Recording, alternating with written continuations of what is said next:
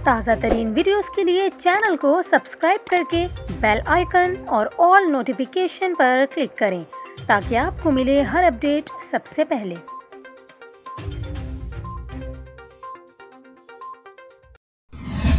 आपको बताएं, कराची में इन दिनों मौसम गर्म और खुश्क है। शुमाल मशरिक से चलने वाली हवाएं भी गर्द आलूद महसूस की जा रही हैं। यही वजह है कि कराची का फ़ज़ाई मयार भी इंतहाई मुज़रे सेहत है।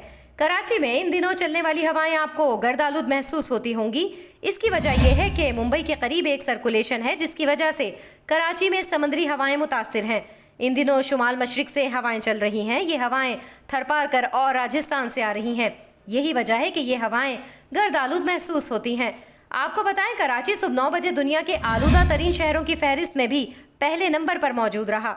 माहिरीन इस दौरान ये तजवीज़ करते हैं कि अपने बाहर निकलने की सरगर्मियों को महदूद कर दें और घर की खिड़कियां और दरवाजे भी बंद कर दें और बाहर निकलते वक्त मास्क का इस्तेमाल करें, क्योंकि फ़ज़ाई मयार इन दिनों काफ़ी ख़राब है।